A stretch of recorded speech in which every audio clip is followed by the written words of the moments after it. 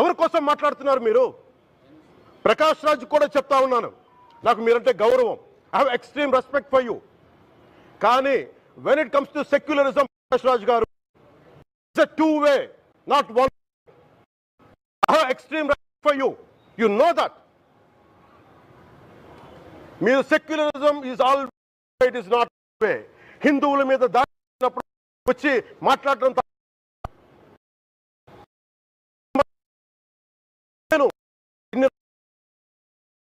మంది కౌలు రైతులకు ఇచ్చాను, ఎంతమంది ముస్లిం ఇస్లాం రైతాంగానికి ఇచ్చాను నేను. ఇదే ఎన్ని మద్రాసాలకి డబ్బులు ఇచ్చాను నేను, 25 లక్షలు 30 లక్షలు ఇచ్చాను, నేను ఇచ్చినవాడిని. నేను నాకు అన్య మతం ఇస్లాం మీద గౌరవం ఉన్నవాడిని, క్రిస్టియానిటీ మీద గౌరవం ఉన్నవాడిని, చిన్నప్పటి నుంచి కూర్చొని మిషనరీ స్కూల్లో చదువుకున్నవాడిని. నా టీచర్ చెప్పిన సూక్తి, తను తగ్గించుకున్నవాడు హెచ్చింపబడని చెప్పి బైబుల్ సూక్తిని ప్రతిసారి కోట్ చేస్తూనే ఉంటాను. ఇది నా గౌరవం, ఇది నేను చూపించే గౌరవం. మీరు మాట్లాడితే కూర్చొని నేను పాటించే ధర్మానికి అపవిత్రం జరిగినప్పుడు నేను మాట్లాడకూడదు, మౌనంగా ఉండాలి.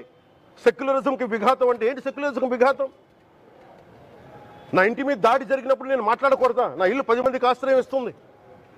నా సనాతన ధర్మం అన్ని ధర్మాలకి ఆశ్రయం అయితే దానికి దాడి జరిగినప్పుడు, దాని మీద అపవిత్రం జరిగినప్పుడు దానికి కూడా మాట్లాడకూడదంటే ఏం మాట్లాడాలి మీతోటి? ప్రకాష్ రాజ్ గారు, you have to learn your lessons. I respect you. It's not just Prakash Raj Garu, all the people who thinks in the name of secularism, you're going haywire. Let me tell you guys, we are extremely hurt. Don't make a mockery out of our sentiments. We are deeply, deeply hurt. It's not fun for you, fun for you. Maybe it might be fun for you. It is not fun for us. It's a deep anguish, deep pain. Don't you ever forget.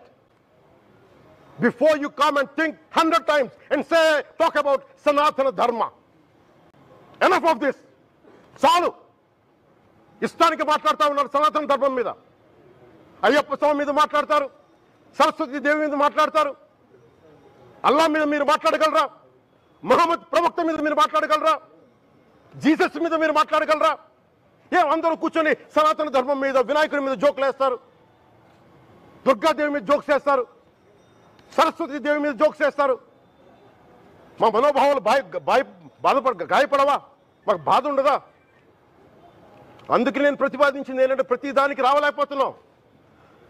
సనాతన ధర్మ రక్షణ board is order of the day. ప్రతిసారి కూర్చోబెట్టి మేము defend చేసుకోలేం. ఇది ప్రతి సగటు హిందువు తాలూకు ధర్మం.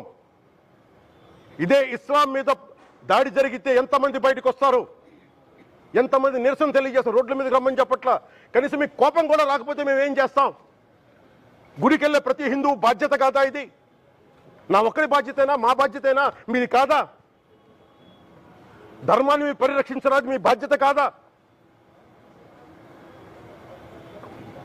ఈయన పొన్నవోలు సుధాకర్ రెడ్డి గారు మాట్లాడేది, పంది కొవ్వు చాలా ఖరీదైంది, ఆ కొవ్వు లడ్డు నెయ్యితో ఎలా కలుపుతారు?